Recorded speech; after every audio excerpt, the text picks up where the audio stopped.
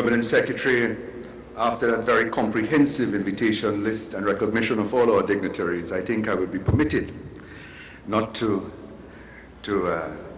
have to recognize each and every one, but to indicate that each and every one of you present here today warms my heart by your absolute presence, and I'm very, very grateful for it. My friends, I am extraordinarily honored to be part of the National Consultation on Constitutional Reform, and I share that honor with all the sons and daughters of Trinidad and Tobago. I have been chosen to lead this initiative of the People's Partnership Government, and I do so with great appreciation for being given this responsibility and with respect for the task entrusted to me. The People's Partnership Manifesto promised to initiate a process of consultation for constitutional reform, with the objective of establishing a framework for good, responsive governance and building a participatory culture which strengthens our democracy. A framework which moves us away from a culture of maximum leadership and instead develops a politics of inclusion rather than a system of winner takes all. If you'll permit me to refer to the Prosperity for All Manifesto of 2010, at page 15, I shall read, "Participatory democracy. The people are sovereign. Our government will create a continuing awareness among our people that they have a right to participate in the governance of our country. We will incorporate mechanisms which will permit the voice of the people to be heard and to be taken into account in the policies which we adopt as a government. Some of the actions that we will take are constitutional reform. As a matter of urgency, our government will engage the population in consultations of constitutional reform. We will observe the bedrock principle that a constitution should emerge out of the collective aspirations, will, and judgment of the people of Trinidad and Tobago. The difference will be that consultations will inform and influence documents produced and positions taken by government. Our government will table amendments to provide for and/or strengthen provisions for the following as may be required: checks and balances to safeguard against the abuse of power, respect for the voices of minorities while acknowledging the will of the majority, a free press unfettered by government interference, intimidation, and preference, access to official information, integrity in public life, containment and eradication of corruption, the introduction of procurement legislation which is fair, efficient, and transparent, mandatory provisions for making local government an integral part of the governance process, a right of recall for non-performing parliamentary representatives, fixed election dates both for national and local elections, mechanisms for a referendum process, limiting the Prime Minister to 2 successive terms as head of government, rules governing the conduct of government and political parties during an election period. We will establish a Constitution Commission to engage in the widest possible consultation as a prerequisite to constitutional reform. Today I stand before you in partial fulfillment of that promise. Our faiths have foundations in the documents which fundamentally define them: the Bhagavad Gita, the Bible, the Quran, the Torah, the Vedas. The foundation of the state is the Constitution. We here today are honored and fortunate to be in a time and a place to reshape the very foundation stone of our nation and the democratic republic which rests upon it. Often, throughout the course of human history, nations are forced to assess and reassess their foundations in times of strife and turmoil and on the anvil of urgency and unrest. However, Providence has granted us this opportunity to have this dialogue in a time of relative peace, able to bring to bear on the discussion of our future as a nation, the wisdom of all of us, from the halls of academia to the rude wisdoms of our families. Democracy has been called a messy business, and it indeed can be. But democracy functions best when people claim it as their own and regularly exercise their rights to be heard.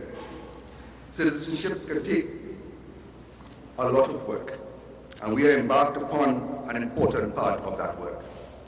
As President Barack Obama has said, the strongest democracies flourish from frequent and lively debate, but they endure when people of every background and belief find a way to set aside smaller differences in service of a greater purpose. I have found that politics can be a noble endeavor. This is a moment when the nobility of politics is at the fore.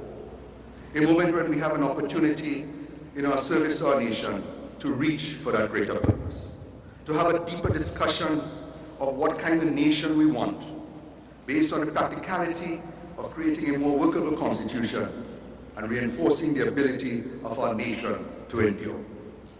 During the constitutional reform consultations, we will address certain issues which the people have called for and will call for. Some have already spoken of the need for proportional representation, which will help to ensure that never again will citizens in their numbers be disenfranchised by the electoral process, as may be the case when traditional choices and party politics offered to them do not reflect their beliefs or serve their needs. Every vote of every citizen, every man and woman, will have a vote that better ensures the opportunity for representation within the halls of government. Fixed election dates, both for national and local government elections. No longer will our population, our citizens, our people have to raise their voices and who have to stand up to be counted and have that opportunity only in election, and that right is being kept in the pocket of someone. There must be certainty as to when we will exercise that right. Term limits for the office of the Prime Minister.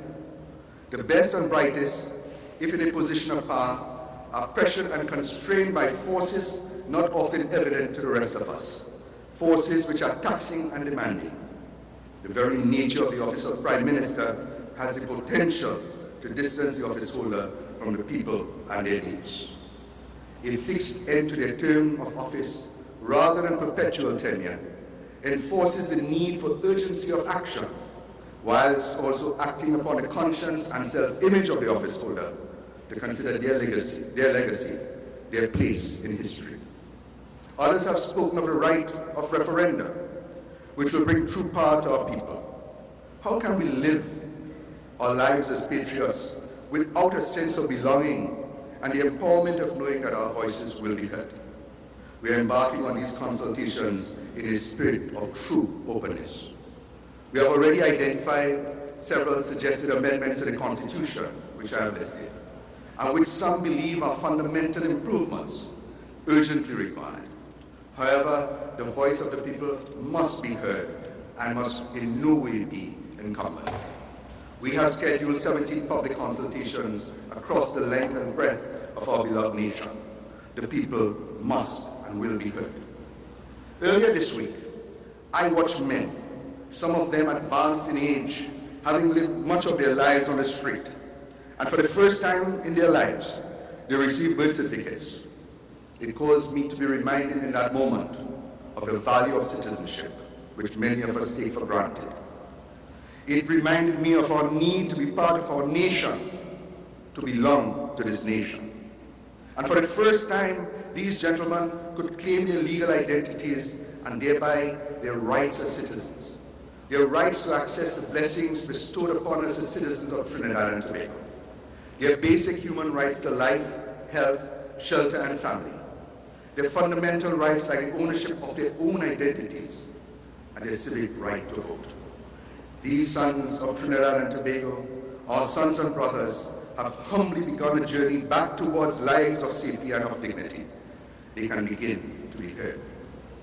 The exercise in enlightened citizenship upon which we embark here today is a continuation of that journey. The exercise of enlightened citizenship that resides in the heart of true democracy. Our Constitution is the heart of the covenant which binds us all to our nation and our nation to us. Our Constitution is a guardian of our citizenship, the covenant between ourselves, our forefathers, and of our future. Throughout history, the great strength of democracy lies in its thirst for improvement, constantly reinventing itself as it shakes off the bonds of mediocrity and pursues the ideals which usher forth from the better nature of men's souls. Though all of us are created equal, not all moments of history are. The Republic of Trinidad and Tobago, we, the people of the Republic of Trinidad and Tobago, stand at a moment in history where our actions and our voices will echo far into that history. I therefore thank the Prime Minister and the Cabinet of our Republic for this rare, indeed extraordinarily important opportunity. Our reward for accepting and carrying out the duty of constitutional reform, which this moment requires us, will be the knowledge that we have left a legacy greater than that which was left to us. All of us, not merely those who are here today, but all the sons and daughters of Trinidad and Tobago have a duty to strive to build a better nation and to leave our legacy, to leave, and I repeat this, to leave as our legacy a democracy enriched, our duty fulfilled, and our promises kept. We are fortunate to have such a duty to perform in pursuit of liberty and democracy, at a time and place wherein we have the capacity to fulfill that duty, to keep our promise to our forefathers, to our children, and to the dream that we all have for a truly great Trinidad and Tobago. God bless us all.